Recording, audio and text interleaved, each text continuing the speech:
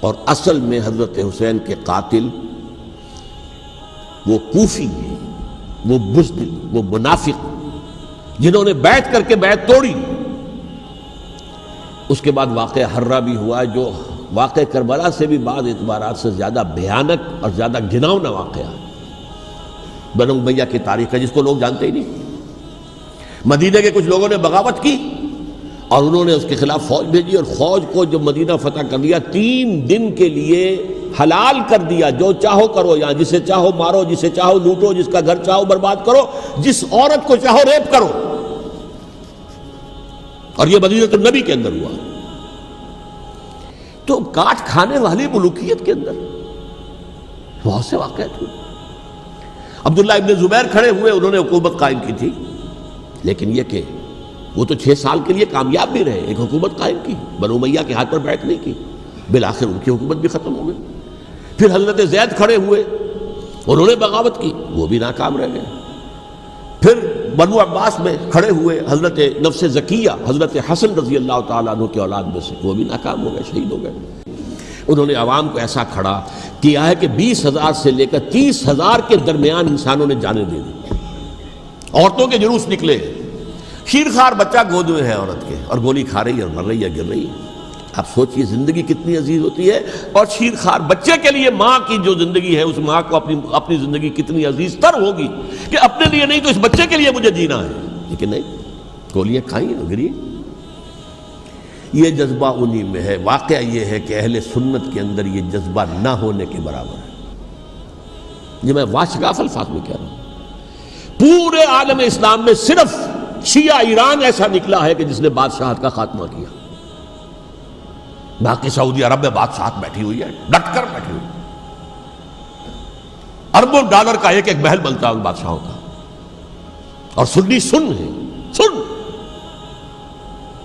کوئی حرکت نہیں۔ فرش التراب يضمني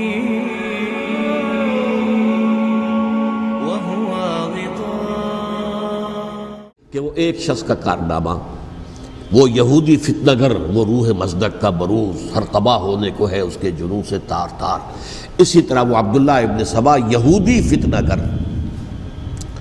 آج اہل تشیع میں سے بعض حضرات کہتے ہیں کہ یہ عبداللہ ابن سبا یہ تو افسانوی شخصیت ہے، اس کی حقیقت کوئی تھی ہی نہیں، حالانکہ ان کی اپنی کتاب میں رجال کشی کے اندر اس کا ذکر موجود ہے، اور یہ بھی موجود ہے کہ حضرت علی رضی اللہ تعالیٰ عنہ نے اپنے عہد خلافت میں اسے زندہ جلوایا ہے۔ اس کی وجہ کیا تھی؟ یہ آیا مدینے کے اندر اسلام کا لبادہ اوڑھ کر، اس نے چند عقیدوں کی اشاعت شروع کی۔ سب سے پہلے حضرت علی تو خدا ہیں، گاڈ انکارنیٹ، اوتار کا تصور، جیسے ہندوؤں میں ہے رام چندر جی خدا کا اوتار، اور عیسائیت میں بھی پہلے گاڈ انکارنیٹ کا تصور تھا کہ حضرت مسیح خدا کا اوتار ہے، انکارنیشن آف گاڈ۔ تو اس نے کہا کہ حضرت علی تو خدا کا اوتار ہے، خدا ہے۔ نمبر 2، اس نے کہا کہ ہر نبی کا ایک وصی ہوتا ہے جس کے حق میں وہ وصیت کرتا ہے، تو حضور صلی اللہ علیہ وسلم کے وصی حضرت علی ہیں، لہذا خلیفہ تو اول روز سے حضرت علی ہیں، حضرت ابو بکر، حضرت عمر، حضرت عثمان یہ تو غاصب ہیں، اور حضرت عثمان کی خلافت تھی اس وقت تو خاص طور پر۔ پھر اس نے جو قبائلی عصبیت تھی اسے بھڑکایا۔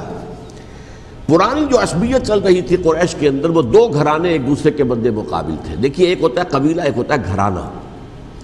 ہمارے پنجاب میں ایک قبیلہ ہے وٹو قبیلہ، اس کے گھرانے بہت سے، مانے کے، لالے کے، سجے کے، شامت کے، یعنی کوئی لالا تھا ان میں سے بڑا، ان کے بیٹے ہو گئے لالے کے، ان کی اولاد، خاندان یہ کہلاتے ہیں۔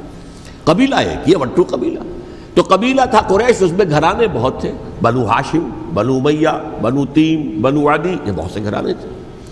تو چوٹی کے 2 گھرانے جو تھے وہ بنو ہاشم اور بنو امیہ، ان کے درمیان چپقلش تھی، مقابلہ، مسابقت، اور یہ مسابقت فی الخیر بھی ہوتی تھی۔ اگر انہوں نے غریبوں کو کھانے کھلائے ہیں تو ہم ان سے بڑھ کر کھلائیں گے، اگر وہ حاجیوں کی خدمت کرتے ہیں تو ہم ان سے بڑھ کر کریں گے۔ تو ان کے اندر یہ مسابقت فی الخیر بھی تھی، لیکن چپقلش تھی کہ کوئی ہم سے آگے نہ نکل جائے، وہ سمجھتا تھا وہ آگے نہ نکل جائے۔ اس شخص نے اس پرانی عصبیت کو تازہ کیا کہ حضور تو بنو ہاشم میں سے تھے، لہذا خلافت حق ہے بنو ہاشم کا، یہ غاصب ہیں۔ اس سے پہلے دو خلفاء جو تھے وہ نہ بنو ہاشم سے تھے نہ بنو امیہ سے تھے۔ حضرت ابوبکر بنو تیم میں سے تھے، چھوٹا قبیلہ تھا۔ حضرت عمر بنی عدی میں سے تھے، وہ بھی چھوٹا قبیلہ تھا۔ یہ حضرت عثمان پہلے خلیفہ جو بنو امیہ میں سے تھے، جن کی پرانی چپکلش بنو ہاشم سے تھی، اب اس کو موقع مل گیا کہ پرانی قبائلی عصبیت کو بھڑکائے۔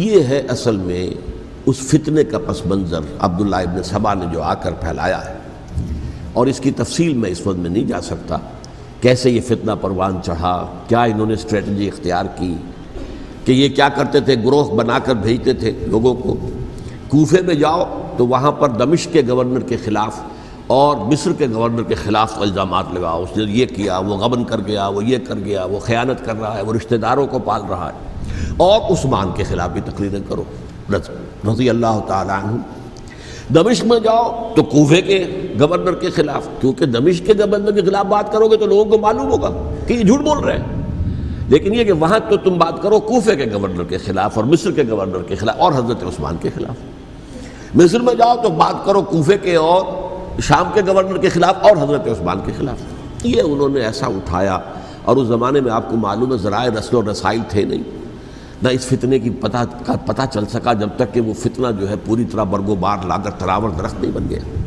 اس کے نتیجے میں حضرت عثمان رضی اللہ تعالیٰ عنہ شہید ہوئے، اور خلیفہ پھر حضرت علی رضی اللہ تعالیٰ عنہ کو انہی سوائیوں نے، جنہوں نے گھیراؤ کیا تھا، جنہوں نے حضرت عثمان کو شہید کیا ہے، یہی حضرت علی رضی اللہ تعالیٰ عنہ کے ارد گرد ہوئے۔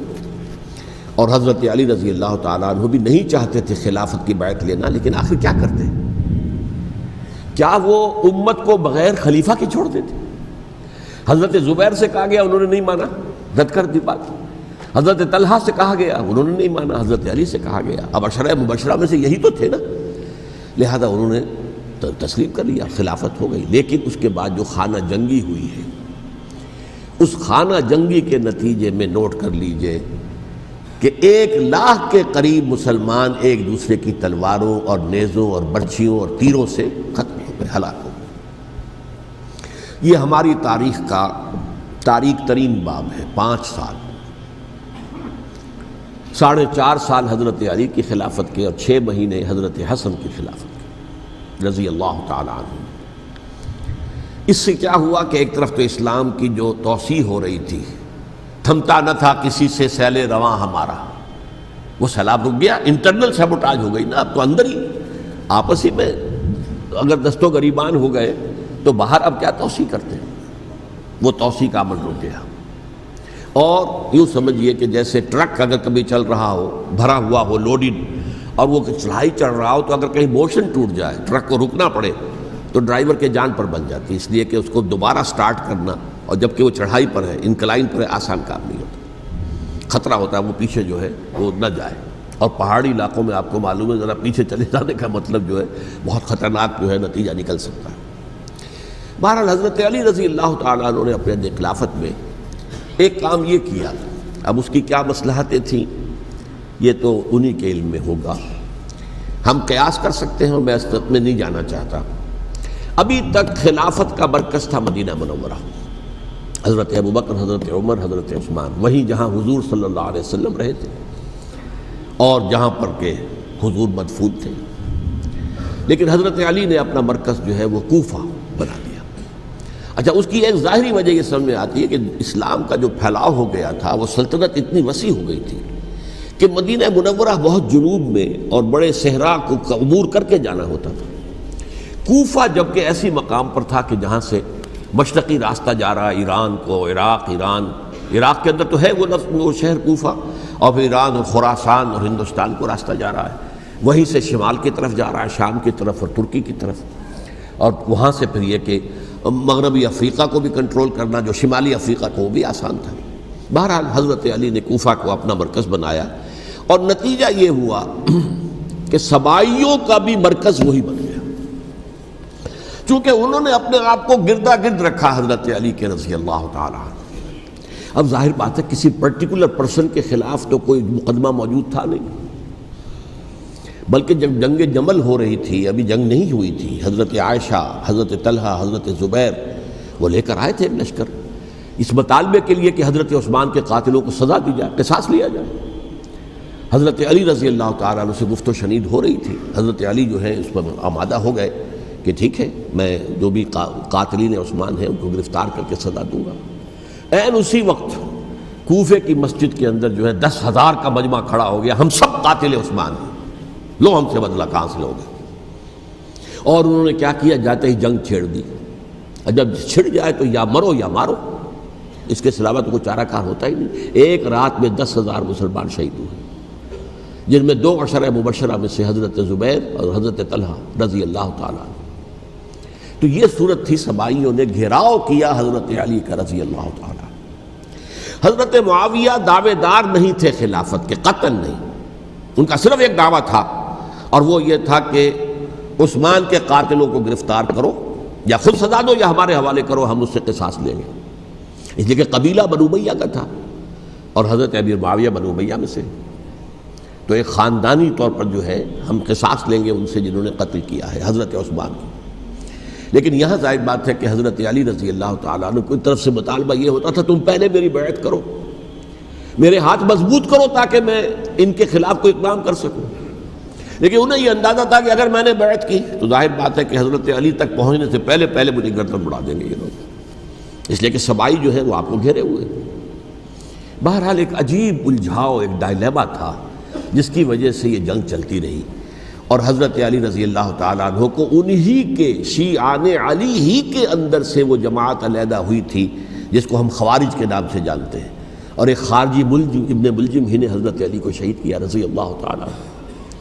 پھر حضرت حسن رضی اللہ تعالیٰ عنہ، اب دیکھیے کس قدر صحیح بات تھی جو حضرت علی رضی اللہ تعالیٰ عنہ نے فرمائی جب ان سے کہا گیا کہ کیا ہم آپ کے بیٹے حسن کے ہاتھ پر بیعت کر لیں رضی اللہ تعالیٰ عنہ۔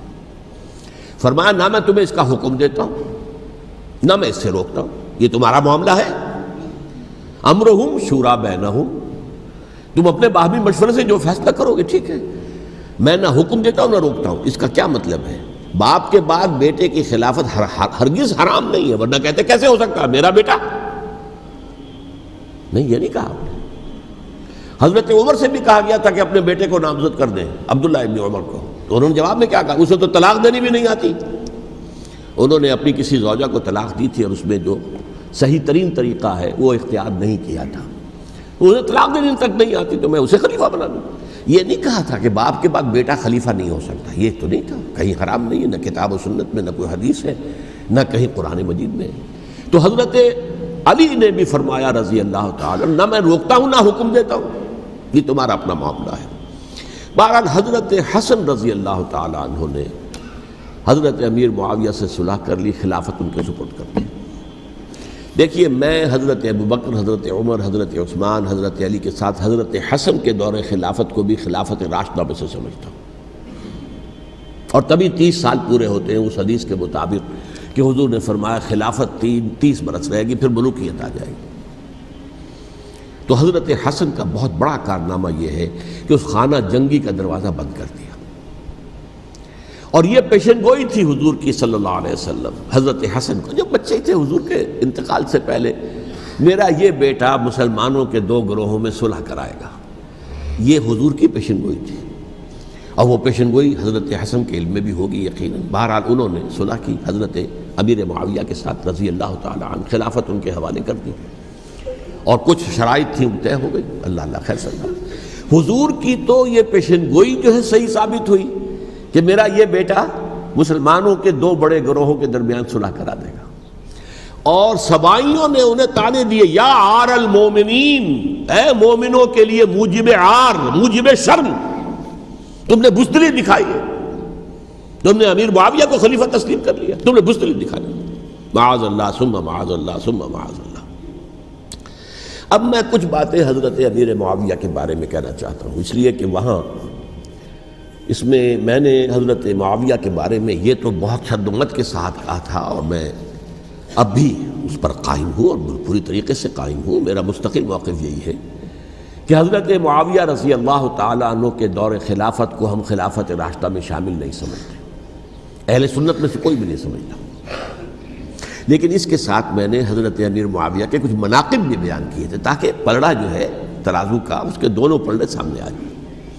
لیکن یہ کہ وہ حصہ میرے اس بیان کا نکال دیا گیا، ختم کر دیا گیا. یہ میں نہیں جانتا کہ اس میں کیا مصلحت دیکھی گئی ہے.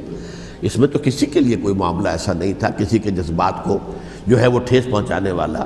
کیونکہ میں نے کہا وہ خلیفہ راشد نہیں تھے، صاف میں نے کہا، بلکہ وہ دور ملوکیت کا آغاز ان سے ہو گیا ہے. بلکہ جب ایک صاحب نے یہ کہا کہ کربلا کے بعد سے دور ملوکیت آ رہی تھی تو میں نے کہا نہیں جناب، دور ملوکیت تو 20 سال پہلے پوری ہو چکی تھی، شروع ہو چکی تھی. حضرت امیر معاویہ کے بھی 20 سال جو ہے وہ دور ملوکیت میں شمار ہوتے. انہیں کسرا العرب بھی کہا گیا، عرب کے کسرا، جو شہنشاہ ایران کا خطاب تھا. حضرت معاویہ رضی اللہ تعالیٰ عنہ کو کسرا العرب کہا گیا، عرب کا کسرا یہ. لیکن دوسری طرف یہ ہے کہ وہ صحابی رسول ہیں رضی اللہ تعالیٰ، حضور کے برادر نسبتی بھی ہیں، حضور کے سالے ہیں. ان کی ہمشیرہ ام حبیبہ حضور کی زوجہ محترمہ ہیں، ام المومنین ہیں ام حبیبہ رضی اللہ تعالیٰ عنہ. پھر کس قدر معتمد علیہ تھے حضور کے کہ کاتبان وحی میں شامل تھے. وحی کی کتابت کرنے والے چند لوگ تھے جنہیں کہ حضور کہتے تھے کہ اب یہ آیت لکھ لو. ان میں سے ایک امیر معاویہ بھی رضی اللہ تعالیٰ.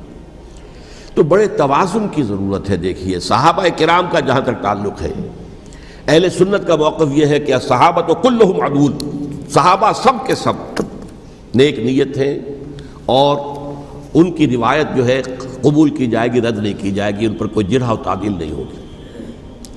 اس لیے کہ ان کا تزکیہ محمد الرسول اللہ صلی اللہ علیہ وسلم نے کیا تھا. لہٰذا یہ تو ہو سکتا ہے کہ کسی صحابی سے کوئی خطا ہو جائے، لیکن وہ خطا اجتہادی ہوگی، نیت کی خطا نہیں ہوگی، نیت کی غلطی نہیں ہوگی. اگر کسی صحابی کی نیت پر حملہ کیا جائے تو یہ اصل میں طعن ہے، حملہ ہے حضور پر کہ وہ تربیت دے ہی نہیں سکے اپنے ساتھیوں کو. معاذ اللہ ثم معاذ اللہ ثم معاذ اللہ، وہ تزکیہ کر ہی نہیں سکے. 3 جگہ جو قرآن میں آیا ہے یتلو علیہم آیاتہ ویزکیہم، تو کیا تزکیہ کیا؟ اگر ان کے قریب ترین ساتھی جو تھے، اگر ان کے اندر بھی بدنیتی تھی اور دنیا کی طلب تھی اور دنیا کے اندر اقتدار حاصل کرنے کا جذبہ تھا، تو پھر کیا تزکیہ کیا؟ معاذ اللہ ثم معاذ اللہ. لہذا صحابہ سب کے سب عدول ہیں اور ان سے اختلاف ممکن ہے، لیکن ان کی نیت پر حملہ نہیں ہو سکتا. تو حضرت امیر معاویہ کی شخصیت ایک چیز ہے، آپ کا دور خلافت دوسری چیز ہے. شخصیت کے اعتبار سے صحابی رسول ہیں، برادر نسبتی ہیں حضور کے صلی اللہ علیہ وسلم. اور پھر یہ کہ اس قدر معتمد علیہ ہے صحابہ میں سے کہ وہ کاتبان وحی، یہ عام آدمی کے کرنے کا کام نہیں تھا جو وحی کی کتابت کرے، اللہ کے کلام کی. البتہ یہ ہے کہ جیسا کہ میں نے عرض کیا، ان کا دور خلافت راشدہ نہیں ہے، وہ ملوکیت کا دور ہے. یہ میں نے جیسا کہ عرض کیا، میں نے ایک صاحب نے جب یہ کہا کہ ملوکیت شروع ہو رہی تھی، میں نے کہا شروع نہیں ہو رہی تھی، ملوکیت تو 20 سال پہلے شروع ہو چکی تھی. اسی طریقے سے ایک صاحب نے کہا تھا کہ اسلام کو قائم کرنے کے لیے حضرت حسین میدان میں آئے. میں نے کہا یہ بھی غلط ہے، اسلام تو 60 سال پہلے قائم ہو چکا تھا. نبی اکرم صلی اللہ علیہ وسلم کے دست مبارک سے اسلام قائم ہو گیا. جاء الحق وزهق الباطل ان الباطل کان زهوقا. پھر 30 برس تک وہ کامل شکل کے اندر قائم رہا. تو اسلام جو ہے وہ جو ہے در حقیقت اب قائم کرنے والی بات نہیں تھی. البتہ اس کے اندر زوال شروع ہو گیا تھا. اس زوال کے عمل کو روکنے کے لیے حضرت حسین میدان میں آئے. یہ ایک چیز کو صحیح تاریخی پرسپیکٹو میں رکھنا. تو جس طرح سے دین کو قائم کرنے کے لیے دیکھیں، قائم تو کیا محمد رسول اللہ صلی اللہ علیہ وسلم والذین معہ رضی اللہ تعالیٰ عنہ، انہوں نے کیا تھا.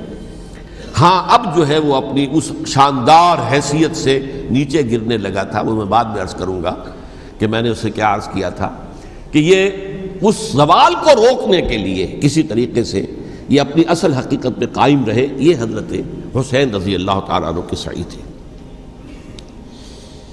اچھا، حضرت امیر معاویہ کے جو 20 سال ہیں وہ پورے امن، سکون، اطمینان، کوئی جھگڑا، کوئی فساد، کوئی اختلاف، کوئی باہمی فانہ، کچھ 20 سال.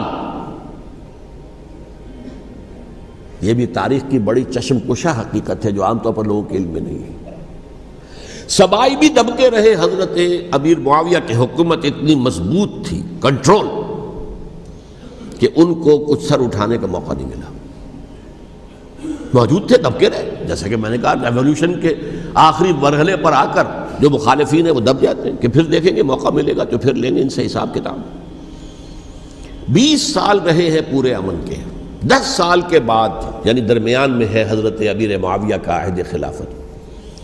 ایک صحابی جو کہ بزرگ صحابہ میں سے ہیں مغیرہ ابن شعبہ رضی اللہ تعالی عنہ، وہ آتے ہیں اور وہ کہتے ہیں کہ دیکھیے امیر المومنین، کتنی بڑی خانہ جنگی رہی تھی مسلمانوں کی آپس میں، اور اب بھی اگر آپ کسی کو نامزد کیے بغیر چھوڑ گئے امت کو تو پھر خانہ جنگی ہو جائے. 1 لاکھ اس وقت جو ہے وہ ہلاک ہوئے تھے، نہ معلوم اب کتنے ہلاک. لہٰذا آپ اپنی زندگی ہی میں نامزد کر دیجئے کسی کو خلیفہ، ولی عہد بنا دیجئے.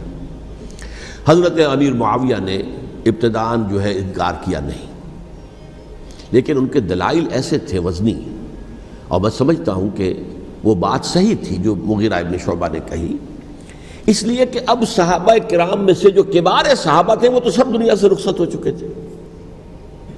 اب تو یا صغار صحابہ رہ گئے تھے جو حضور کے زمانے میں بچے تھے، حضرت حسن، حضرت حسین، عبداللہ ابن زبیر، یہ بچے ہی تھے نا، یا تو وہ تھے، اور یا بالکل نو مسلم تھے. اور نو مسلموں میں بڑی تعداد وہ تھی جو ایرانیوں کی تھی، شامیوں کی تھی، ادھر کی تھی، ادھر کی تھی. تو ان کو تو ظاہر بات ہے کہ تربیت نبوی سے کیا خلافت راشدہ سے بھی اکثر و بیشتر کو کوئی حصہ ملا ہی نہیں. تو اس صورت میں اب وہ اعلیٰ ترین معیار پر حکومت کے نظام کو قائم کرنا ممکن نہیں ہے. کوئی قبائلی عصبیت جب تک حکومت کی پشت پر نہیں ہوگی حکومت مستحکم نہیں ہوگی. یہ گویا کہ ایک جس کو کہتے ہیں کہ حقیقت بینی، واقعیت پسندی، ایک آئیڈیلزم ہے اور ایک ریئلزم ہے کہ آپ فیکٹس آن دی گراؤنڈ کو غور کریں، سوچیں اس کے اوپر اور پھر کوئی فیصلہ کریں. اس اعتبار سے پھر حضرت امیر معاویہ نے بات مان لی اور بیعت لے لی لوگوں سے حضرت یزید کے لیے کہ یہ خلیفہ ہوں گے میرے بعد. اس کو ولی عہدی کہتے ہیں. اچھا، اس وقت 5 افراد ایسے تھے کہ جنہوں نے اس سے اختلاف کیا. یہ بات بہت اہم ہے. میرا کتابچہ ہے سانحہ کربلا، اس کے کچھ نسخے آج یہاں ہوں گے، آپ لوگ پڑھیے اسے غور سے اور پھیلائیے تاکہ حقیقت سامنے آئے. 5 افراد کون تھے جو ہونے چاہیے؟ ابو بکر فوت ہو گئے، ان کے بیٹے عبد الرحمن ابن ابی بکر. عمر فوت ہو گئے، ان کے بیٹے عبداللہ ابن عمر. عباس فوت ہو گئے، ان کے بیٹے عبداللہ ابن عباس. زبیر فوت ہو گئے، ان کے بیٹے عبداللہ ابن زبیر. اور حضرت حسن جو ہے ان کا انتقال ہو چکا تھا، حضرت علی کے بیٹے حضرت حسین رضی اللہ تعالی عنہ مجمعین. حضرت حسن کے بارے میں ایک فریق کا کہنا یہ ہے کہ انہیں زہر دے کر ہلاک کیا گیا. اہل تشیع کا قول یہ ہے، جبکہ اہل سنت کہتے ہیں کہ نہیں، وہ اپنی جو بھی طبی موت تھی اس سے ان کی وفات. لیکن میں اس میں نہیں جانا چاہتا، اس لیے کہ یہ مائکرو ہسٹری جو ہے نا، وہ تو ایک ایک واقعے کے لیے ادھر کی روایات کیا، ادھر کی کیا ہیں، ان کے پاس کیا دلائل، یہ تو کسی ریسرچ اسکالر کا موضوع ہے، میرا موضوع نہیں ہے. لیکن بہرحال یہ 5 حضرات تھے جنہوں نے ولی عہدی کی بیعت نہیں کی. لیکن حضرت معاویہ اتنے حلیم الطبع انسان تھے، انہوں نے جبر نہیں کیا، کوئی تشدد نہیں کیا. ٹھیک ہے، ولی عہدی کی بیعت نہیں کر رہے، کوئی بات نہیں، میری بیعت تو کی ہوئی ہے نا، ابھی تو میں زندہ ہوں، بات ختم ہو گئی.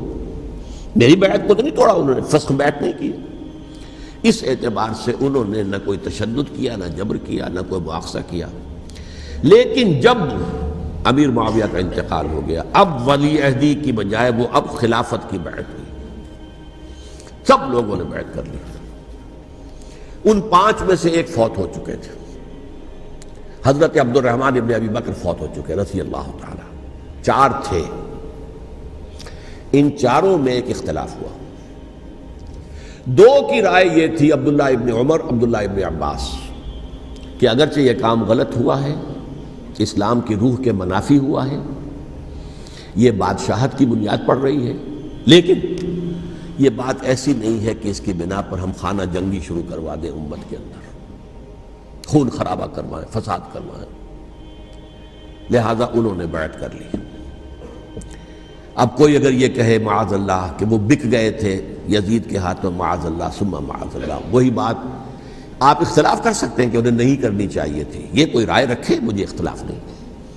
لیکن ان کی نیت پر حملہ کریں گے تو حملہ محمد رسول اللہ پر ہوگا صلی اللہ علیہ وسلم. عبداللہ ابن عمر کون ہے کتنی حدیثیں ان سے جو ہے وہ منقول ہیں۔ عبداللہ ابن عباس کون ہے؟ جنہیں حضور نے جو ہے جن کے لیے دعا کی تھی، اے اللہ فقہہ فی الدین وعلمہ التاویل، اے اللہ اس نوجوان کو دین کا فہم عطا کر اور قرآن کی تعویل اور تفسیر کا علم عطا کر۔ حبر الامہ کہلاتے ہیں۔ وہ کہیں پیسوں اور ٹکوں کے عوض بک جانے والے نہیں تھے، انہوں نے امت کی مصلحت دیکھی، نیت جو ہے اس پر حملہ نہ کیجیے، البتہ اختلاف کا حق آپ کو حاصل ہے۔ دو حضرات جو ہے ڈٹے رہے کہ نہیں، ہمیں کم وٹ میں ریزسٹ کرنا ہے۔ عبداللہ ابن زبیر عمر کے اعتبار سے وہ بڑے ہیں، مسلمانوں میں سب سے پہلے ولادت مدینے میں جا کر جو ہوئی ہے وہ عبداللہ ابن زبیر کی ہوئی ہے۔ ہجرت کر کے جب مہاجرین وہاں پہنچے، کچھ عرصے تک کسی کے ہاں کوئی اولاد نہیں ہوئی، تو لوگوں نے تانے دینے شروع کر دیے کہ معلوم ہوتا ہے کہ یہاں آ کر یہ مکے کے رہنے والے جو ہیں کمزور ہو گئے ہیں، ان کے ہاں اولاد ہی نہیں ہو رہی۔ پھر عبداللہ ابن زبیر کی ولادت ہوئی ہے، یہ حضرت ابو بکر کے نواسے ہیں، حضور کی زوجہ محترمہ حضرت عائشہ کی بہن، حضرت دیکھیے ابھی نام نکل گیا ہے جی، حضرت اسماء رضی اللہ تعالی عنہا عنہما، یہ ان کے صاحبزادے ہیں، حضرت زبیر کے بیٹے۔ ان کا فیصلہ ہوا کہ ہمیں رجسٹ کرنا ہے کم وقت میں، ایٹ اینی کاسٹ۔ حضرت حسین ابن علی رضی اللہ تعالی عنہما کا بھی فیصلہ ہوا کہ ہمیں رجسٹ کرنا ہے کم وقت میں۔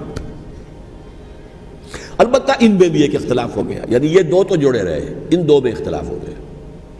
عبداللہ ابن زبیر کا کہنا یہ تھا کہ ہمیں حجاز میں رہنا چاہیے، یہ سرزمین ہے جس میں نبوت کی برکات سب سے زیادہ ہیں، یہاں ہم مضبوط قلعے کے اندر ہیں، ہمیں یہاں سے جو ہے رجسٹ کرنا چاہیے اور ختم کرنا چاہیے اس نظام کے اندر جو خرابی آ گئی ہے اس کو۔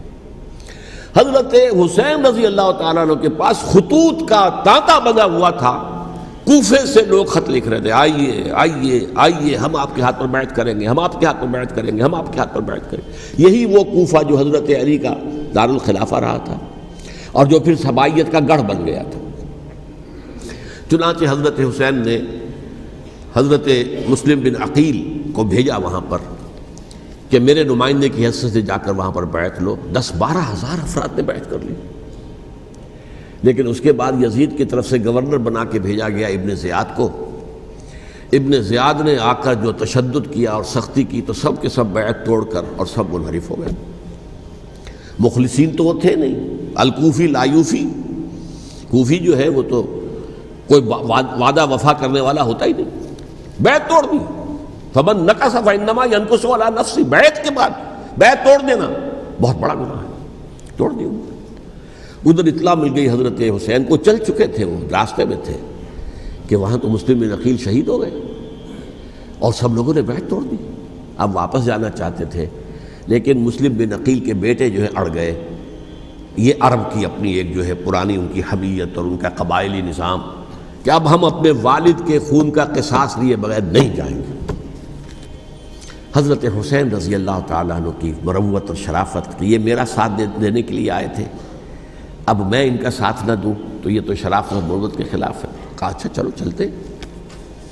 وہاں جا کر بھی عین اپنے میدان کے اندر بھی حضرت حسین رضی اللہ تعالیٰ عنہ نے 3 چیزیں پیش کی ان کوفیوں کے لشکر کے خلاف۔ سب سے بڑا لشکر کے اندر سب سے بڑے تو کوفی تھے جنہوں نے بیعتیں کی ہوئی تھی حضرت حسین کے ساتھ۔ دیکھو مجھے جانے دو واپس حجاز کی طرف، یا مجھے سرحدوں پر بھیج دو تاکہ میں کافروں کے ساتھ جنگ کرتے ہوئے اپنی جان دے دوں، یا مجھے یزید کے پاس جانے دو، میں اپنا معاملہ اس سے طے کر لوں۔ لیکن کوفیوں کو یہ گوارا نہیں تھا۔ اگر یہ یزید کے پاس پہنچ گئے تو ہمارا کچا چٹھا بیان کر دیں گے کہ مجھے تو ان لوگوں نے ورغلا کر بلایا تھا۔ اس لیے کہ دیکھیے حضرت امیر معاویہ کے 20 سالوں کے دوران میں بتا چکا ہوں، ان کی حکومت اتنی مستحکم تھی کہ اس کے خلاف کوئی فتنہ اٹھانا ممکن نہیں تھا۔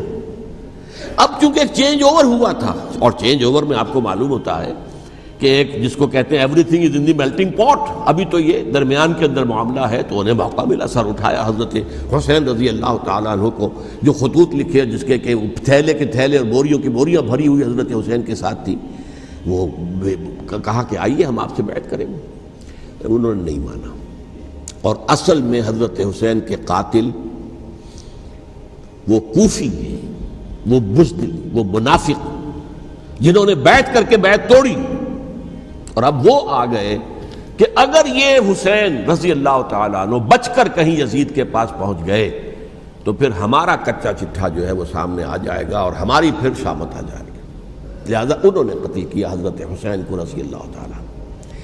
ایک بات جو علامہ ڈاکٹر قلب صادق نے فرمائی، اور میرے علم میں یہ بات پہلے نہیں تھی، وہ یہ کہ حضرت حسین کے قتل کا فتویٰ ایک بہت بڑے مفتی نے دیا تھا۔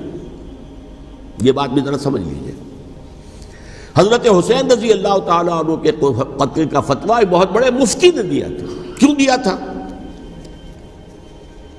اس لیے کہ حضور کی احادیث موجود ہیں کہ جب ایک شخص کی ایک خلیفہ کی بیعت ہو جائے تو دوسرا اگر کھڑا ہو تو اسے قتل کر دو، کھلی حدیث۔ اسی لیے ایک بہت بڑے مفسر بھی ہیں، فقیہ بھی ہیں، قاضی ابن العربی رحمۃ اللہ علیہ، ایک ابن عربی ہیں الف لام کے بغیر، ابن عربی، وہ بہت بڑے صوفی ہیں، فلسفی ہیں، اندلس کے ہیں۔ یہ قاضی ابن العربی ہیں جنہوں نے قرآن کی ایک تفسیر لکھی ہے اس اعتبار سے کہ صرف ان آیات کی تفسیر جن سے کہ فقہی احکام جو ہیں ان کا استنباط ہوتا ہے۔ یہ دو تفسیریں اس طور سے لکھی گئی ہیں قرآن مجید کی، احکام القرآن ان کا نام ہے دونوں کا، جن میں سے ایک جو ہے قاضی ابن العربی کی ہے۔ ان کا ایک جملہ نقل ہوتا ہے، قتل الحسین بسیف جدہ، حسین قتل ہو گئے اپنے ہی نانا کی تلوار سے۔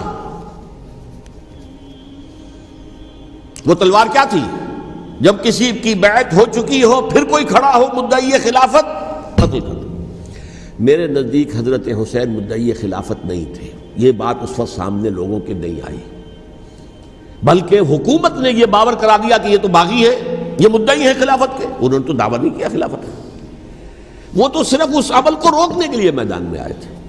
اور اس بات کو اچھی طرح سمجھ لیجئے کہ اس وقت تک یہ جو تصور آج ہمارے پاس ہے کہ ریاست علیحدہ ہے، حکومت علیحدہ ہے، state of Pakistan, we are loyal to the state of Pakistan, ہم ریاست پاکستان کے وفادار ہیں، گورنمنٹ آف پاکستان کے وفادار نہیں ہیں، we are not loyal to the government. Government تو کبھی بے نظیر کی تھی، ہم اس کے خلاف تحریک چلا رہے تھے، یا کبھی کسی اور کی تھی اس کے خلاف تحریک چل رہی ہے، یا کبھی ضیاء الحق کی تھی اس کے خلاف تحریک چل رہی ہے۔ گورنمنٹ کو بدلنا تو عوام کا حق ہے، آج، اس وقت نہیں تھا۔ اس وقت ریاست اور حکومت کا کوئی فرق نہیں تھا، لہذا جو حکومت سے اختلاف کرے گویا کہ باغی ہے۔ یہ ہے اصل میں وہ پیچیدہ مسئلہ کہ کیوں کسی مفتی نے فتویٰ دے دیا، اس لیے کہ اس وقت تک ریاست اور حکومت کا فرق واضح نہیں تھا دنیا پر۔ یہ تو ابھی کوئی 100-150 سال کی بات ہے کہ آج ہمارا جو پولیٹیکل سائنس کا ایولیوشن ہوا ہے وہ اسٹیج تک پہنچ گیا ہے کہ اسٹیٹ علیحدہ ہے، حکومت علیحدہ ہے۔ حکومت تو اسٹیٹ کے 3 آرگنز میں سے ایک آرگن ہے، ایڈمنسٹریشن حکومت کی ہے، جوڈیشری ہے اور لیجسلیچر ہے، 3 آرگنز ہیں بڑے بڑے، ان میں سے ایک ہے۔ تو حکومت کو بدلنا تو عوام کا حق ہے، چاہے وہ ووٹ کے ذریعے بدلے، چاہے ایجیٹیشن، اگر پرامن ایجیٹیشن ہے اس سے حکومت کو بدلنے کا حق حاصل ہے دستوری طور پر ہر اعتبار سے۔ اس وقت یہ نہیں تھا، لہذا صورتحال یہ بن گئی کہ حکومت وقت نے باور کرا دیا مسلمانوں کو، ورنہ سوچئے نواسہ رسول کو قتل کرنا کوئی آسان کام تھا؟ آخر سب کلمہ گو تھے کہ نہیں تھے؟ کلمہ گو تو تھے نا، اور حضور سے عقیدت اور محبت میں کمی، لیکن یہ کہ فتویٰ اگر ایک بہت بڑے مفتی کا، جو کہ حضرت علامہ ڈاکٹر قلب صادق صاحب نے فرمایا، مجھے اس مفتی کا نام بھی معلوم نہیں، کہ ایک مفتی ہی کا فتویٰ تھا وہ، جس کے بنا پر اب ان لوگوں نے حضرت حسین کو قتل کیا، اور یہی وجہ ہے کہ انہوں نے پھر خیموں کو بھی آگ لگا دی۔ وائی؟ حالانکہ دیکھیے اگر دشمنی کا انتقام ہوتا تو حضرت علی بن حسین جو بیمار تھے، جو بعد میں زین العابدین رحمۃ اللہ علیہ کے نام سے پھر یہ اہل تشیع کے چوتھے امام معصوم ہیں، حضرت علی، حضرت حسن، حضرت حسین، اور پھر حضرت علی بن حسین زین العابدین رحمۃ اللہ علیہ، کیا ان کو بھی قتل کرتے تھے؟ حضرت حسین کی نسل ہی ختم ہو جاتی، لیکن نہیں کیا۔ آگ کیوں لگائی؟ آگ اس لیے لگائی کہ وہ جو ڈاکومنٹری پروف ہے ہماری غداری کا یزید کے خلاف حضرت حسین کو جو ہم نے دعوت دی، وہ جو ڈاکومنٹری پروف خطوط کی شکل میں موجود ہے وہ ختم ہو جائے، ڈسٹرائے ہو جائے۔ اس کے لیے انہوں نے خیموں میں آگ لگائی۔ بہرحال یہ ہے تاریخی پس منظر، یہ اسی سبائی فتنے کا تسلسل ہے۔ جس نے سب سے پہلے حضرت عثمان کی جان لی رضی اللہ تعالیٰ عنہ.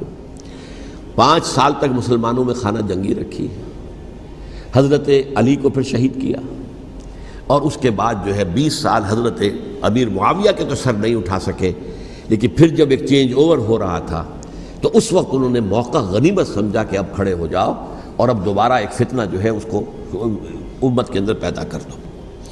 اچھا، اس معاملے میں ایک بات جو میں نے وہاں کہی کہ ہمارے ہاں شاعرانہ جو مبالغہ آمیزی ہے، یہ میری گفتگو کا حصہ انہوں نے حذف کر دیا ہے.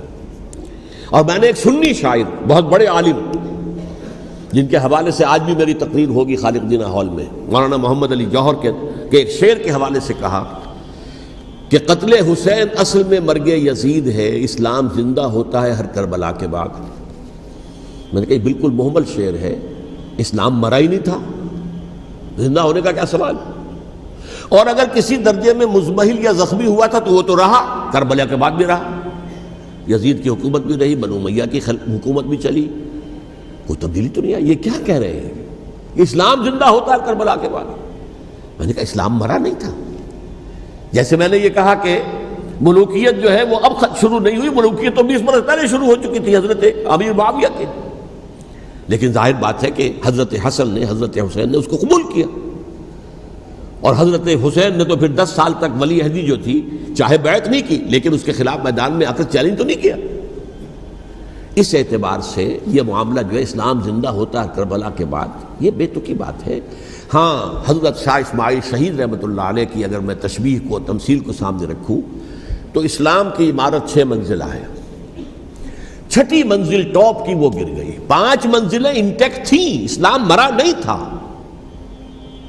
عدالت میں شریعت کے مطابق فیصلے ہو رہے تھے، قاضی تھے، مفتی تھے، شریعت نافذ تھی، اسلام کہاں مرا تھا. جبکہ خود کہہ رہے ہیں علامہ کلب صادق کے ایک مفتی کے فتوے سے ہی حضرت حسین کو قتل کیا گیا. اب وہ مفتی کی رائے، اس کی بدنیتی ہو، جو بھی ہو وہ جانے، اللہ جانے، لیکن عام مسلمان کیا کریں. اس پہلو سے اسلام مرا نہیں تھا. ہاں، ایک منزل گر گئی تھی، وہ گری رہی، 1000 برس تک گری رہی، یہاں تک کہ آ کر مغربی امپیریلزم نے اس کے گرایا، ملوکیت کا معاملہ ختم کیا، اور وہ جبرین ملوکیت دوسری آ گئی.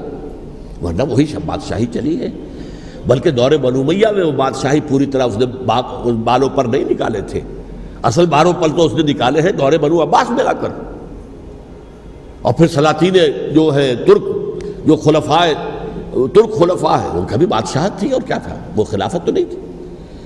تو یہ تو اسلام میں جو بھی نقص واقع ہو گیا تھا، کبھی واقع ہو گئی تھی، وہ جو کی تو برقرار رہی. اس کو بھی تسلیم کیا. میں اللہ کا شکر ادا کر کے کہتا ہوں کہ دونوں حضرات، دونوں شیعہ دانشور اور بڑی اعلیٰ سطح کے جو شیعہ عالم تھے، انہوں نے اس بات کو تسلیم کیا اور میری اس بات کو چیلنج نہیں کیا.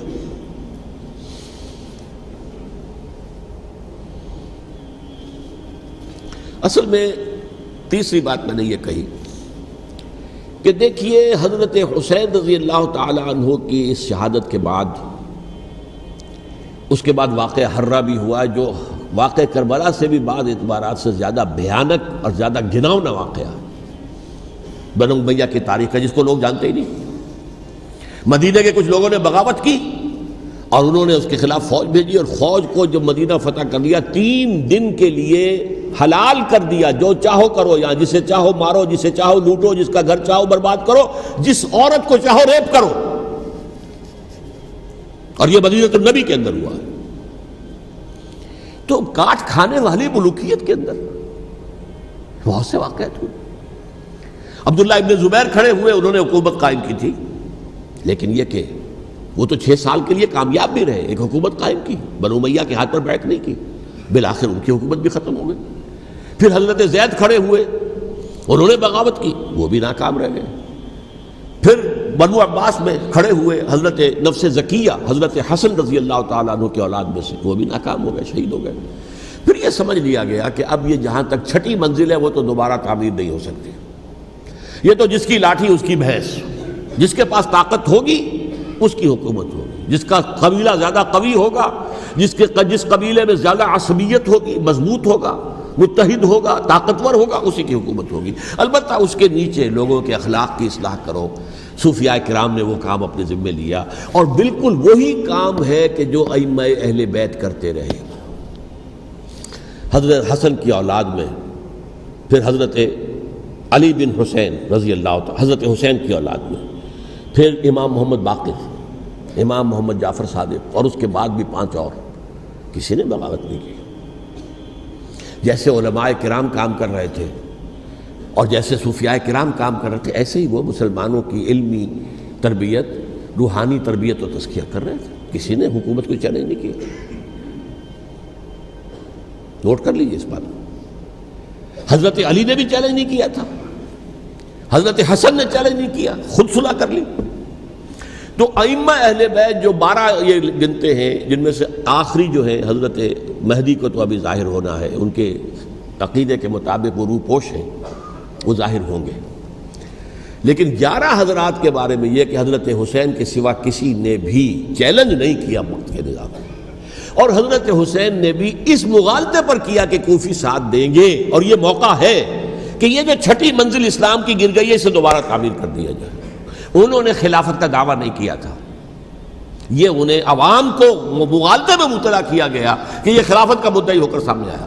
جیسا کہ میں نے آپ سے کہا تھا، امیر معاویہ نے حضرت علی کے عہد خلافت میں کبھی خلافت کا دعویٰ نہیں کیا، مدعی خلافت نہیں تھے وہ تو یہ کہتے تھے کہ قاتلان حسین جو ہے، قاتلان عثمان کو سزا دو، قصاص دو، بس۔ اسی طرح حضرت حسین نے بھی، اب دیکھیے اس ضمن میں اس میں کوئی شک نہیں ہے، حضرت حسین رضی اللہ تعالی عنہ کی جو شہادت ہوئی ہے، ان کے ساتھیوں کی، اعزاء و اقارب کی، تاریخ انسانی میں یہ عزم، ہمت، شجاعت، مثابرت، صبر، استقلال، استقامت، اس کی بہت روشن مثال ہے، بہت روشن مثال ہے، بہت روشن مثال ہے۔ لیکن اس سے تاریخ کی رفتار پر کوئی اثر نہیں پڑا۔ وہ جو ملوکیت آ گئی تھی وہ اور گہری سے گہری ہوتی چلی گئی۔ واقعہ کربلا کے بعد تو واقعہ ہررا ہوا، میں نے گنوا دیا آپ کو، اس سے زیادہ تو میرے خیال میں کہ اور ہمارے لیے لائق شرم جو ہے کوئی واقعہ ہے ہی نہیں اس پہلو سے۔ لیکن حضرت حسین کا ایک، اب ان کو یہ کہ میں مطلب یہ کہ اگر میں ان کے ہاتھ پر بیعت کر لیتا ہوں، جو کہ اس وقت سامنے موجود تھے، کہ یزید کی بیعت تمہارے ہاتھ پر کرتا ہوں، تو گویا کہ اپنے آپ کو سرنڈر کر دیتے۔ وہی خطرہ جو امیر معاویہ کو تھا کہ مجھے وہ تو پہنچنے بھی نہیں دیں گے علی تک رضی اللہ تعالیٰ عنہ، اور مجھے پہلے ہی شہید کر دیں گے، یہی خطرہ حسین کو تھا رضی اللہ تعالیٰ عنہ کہ مجھے یزید تک پہنچنے نہیں دیں گے، پہلے ہی قتل کر دیں گے۔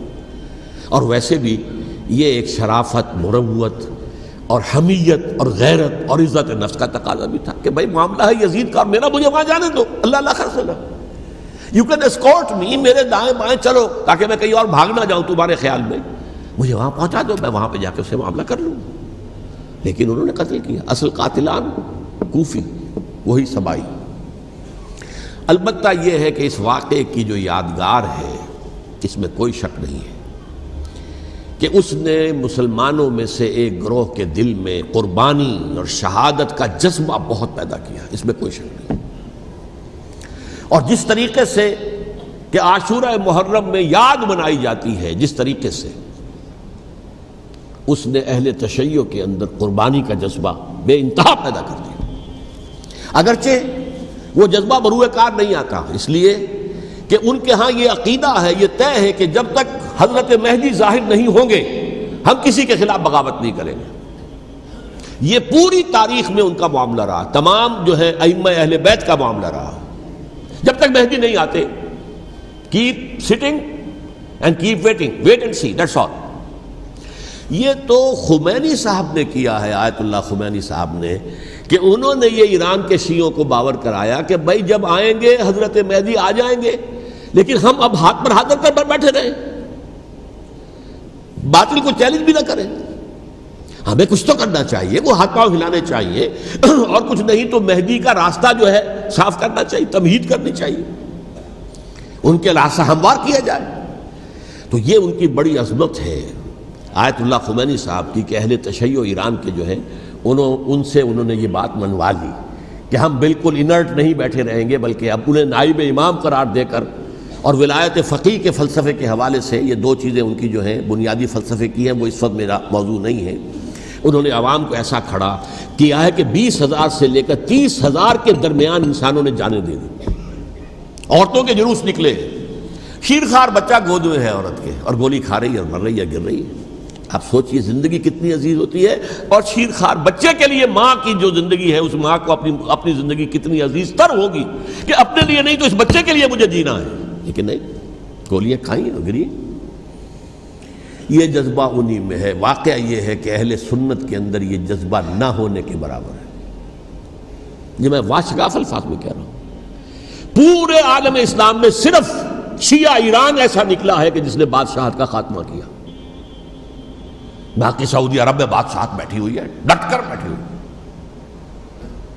اربوں ڈالر کا ایک ایک محل بنتا ہے ان بادشاہوں کا، اور سنی سن ہے، سن،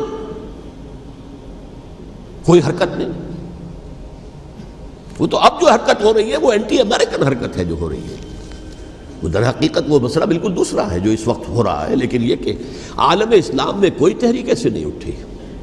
یہ اہل تشیع میں ہے جو بالکل استثنائی بات ہے کہ انہوں نے جو ہے ایک ایسا بادشاہ جس کو کہا جاتا تھا کہ اس کا جو اسلحہ خانہ ہے وہ ایشیا میں سب سے بڑا اسلحہ خانہ ہے، جو 2500 سالہ پرانی جو ایک عظمت تھی ایران کی اس کو دوبارہ تازہ اور زندہ کرنا چاہتا تھا۔ 2500 سالہ برسی اس نے منائی تھی، اس کے لیے ایک شہر آباد کیا تھا کہ خسرو یا سائرس یا ذوالقرنین قرآن مجید کی اصطلاح میں اس کی یادگار بنائی تھی، اور وہ سوچ رہا تھا کہ وہی عظمت دوبارہ ایران کی ہوگی جو کہ خسرو کے زمانے میں تھی، جس کا قرآن مجید میں سورہ کہف کے اندر ذکر ہے، مشرقی فتوحات، مغربی فتوحات، شمالی فتوحات۔ تو وہ بادشاہ ہے اس کو بھاگنا پڑا وہاں قربانی کی وجہ سے۔ تو یہ جو ہے واقعہ کربلا نے اس میں کوئی شک نہیں ہے کہ ایک ایسی مشعل روشن کی ہے جس کو کہ ہر شخص کو دیکھنا چاہیے۔ یہ بھی انسان، جیسے کہ اقبال نے ایک شعر کہا تھا غالب کے لیے، فکر انسان پر تیری ہستی سے یہ روشن ہوا ہے پرے مرغ تخیل کی رسائی تاک ہو جا۔ تو فکر انسان پر حضرت حسین کی قربانی سے یہ واضح ہوا ہے کہ انسان کس حد تک جا سکتا ہے قربانی دینے کے لیے اپنے کسی مقصد کے لیے۔ مقصد ان کا جو تھا، میں نے اسی لیے آیت پڑھی تھی، معاذ اللہ ثم معاذ اللہ۔ میں ایک آخری بات جو کہہ رہا ہوں وہ نوٹ کر لیجئے، ایک خاص انتہائی نقطۂ نظر کے عام کیے جانے کی وجہ سے سنیوں میں بھی ایک انتہائی رد عمل پیدا ہوا ہے۔ ایکسٹریم رائٹسٹ سنیز، اگر ایک طرف سے حملہ کیا گیا ہے حضرت عثمان کی نیت پر، ان کو خیانت کا الزام لگایا گیا، ان پر اقربا پروری کا الزام لگایا گیا، حضرت ابو موسیٰ شریف پر خیانت اور غداری کا الزام لگایا گیا، یہ ساری چیزیں اگر صحابہ کرام کے اوپر ہوئی ہیں، امیر معاویہ پر، امیر اور عمرو بن العاص پر، تو جواب میں کچھ لوگ کھڑے ہو گئے، حضرت علی وہ اقتدار کے طالب تھے، معاذ اللہ ثم معاذ اللہ ثم معاذ اللہ۔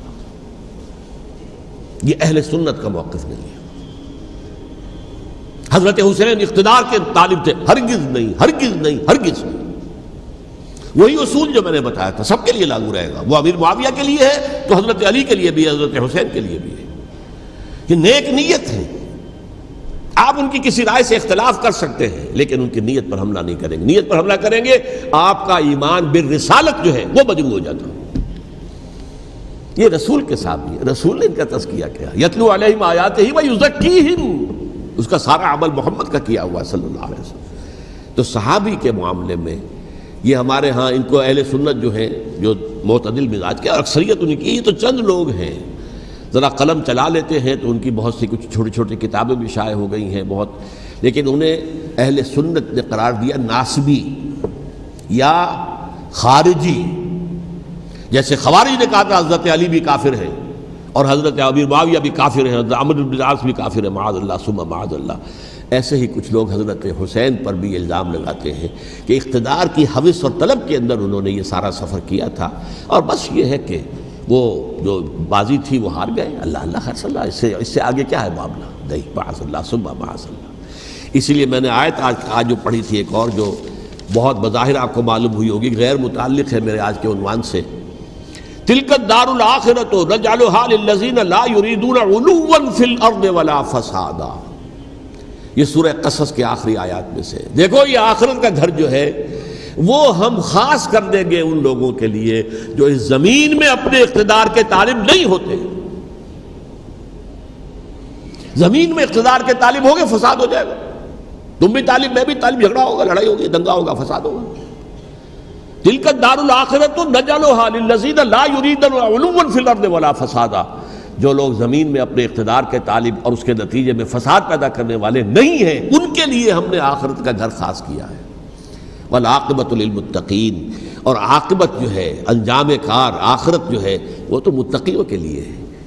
اسی میں آئیں گے سب صحابہ کرام، خواہ وہ حضرت علی ہیں رضی اللہ تعالیٰ عنہ، اور خواہ وہ حضرت امیر معاویہ ہیں، حضرت عثمان ہیں رضی اللہ تعالیٰ عنہما، خواہ حضرت حسن ہیں، حضرت حسین ہیں رضی اللہ تعالیٰ عنہما، خواہ عبداللہ ابن زبیر ہیں، خواہ عبداللہ ابن عباس ہیں، خواہ عبداللہ ابن عمر ہیں رضی اللہ تعالیٰ عنہم اجمعین. اس اصول کو سامنے رکھ کر اختلاف آپ کر سکتے ہیں کسی سے بھی، لیکن کسی کی نیت پر حملہ کریں گے تو اصل میں آپ کا ایمان بالرسالت مجروح ہو جائے گا. علی کو نبی اکرم صلی اللہ علیہ وسلم نے اپنا نائب بنا کر چھوڑا تھا جب غزوہ تبوک میں جا رہے تھے مدینے میں.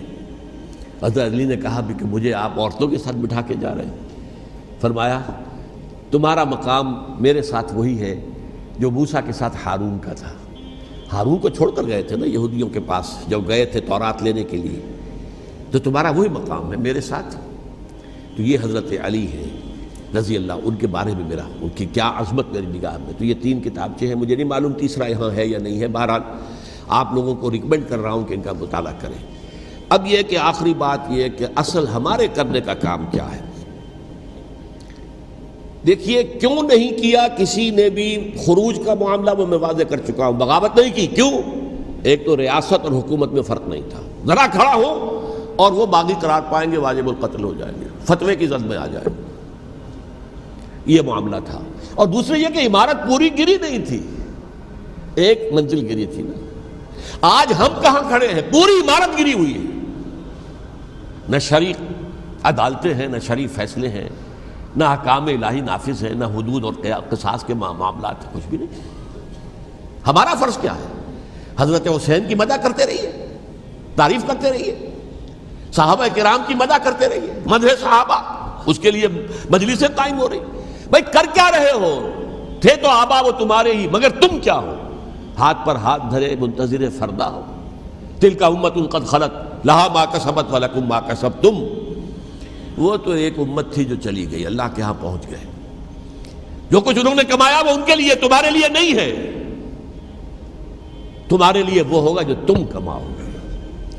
ہمارے لیے راستہ اب یہی ہے کہ خلافت راشدہ کے مکمل نظام کو اثر نو قائم کرنے کے لیے منہج انقلاب نبوی کو اختیار کریں. میری کتاب اس پر، کیسٹس اس پر، آڈیو کیسٹس، ویڈیو کیسٹس، سی ڈیز، نہ معلوم ڈی وی ڈی، سب کچھ موجود. سیرت النبی پر تو میں عرض کر چکا ہوں. فلسفہ سیرت النبی سمجھنا ہے تو میری کتاب پڑھیے، ورنہ سیرت النبی آپ پڑھ لیں گے، واقعات معلوم ہو جائیں گے، فلسفہ سیرت سامنے نہیں آئے.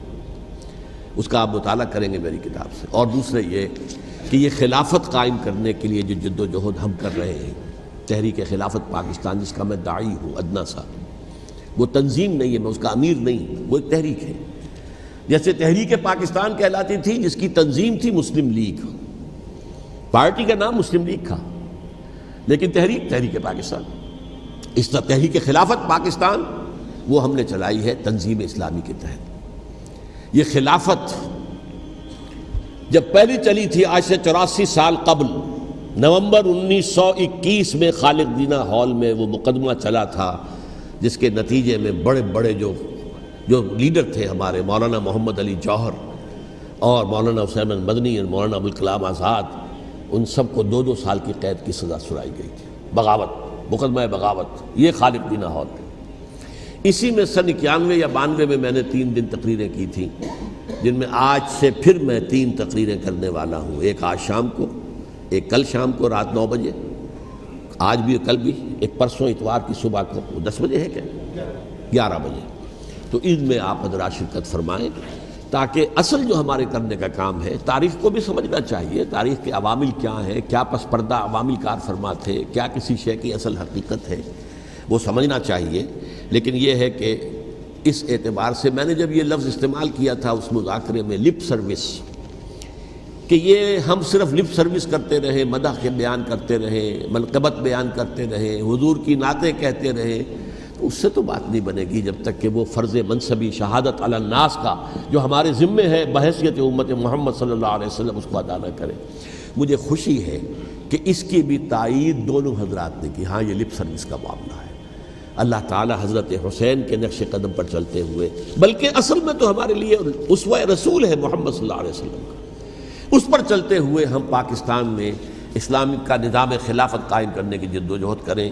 اقول قولی ھذا واستغفر اللہ لی ولکم ولسائر المسلمین والمسلمات۔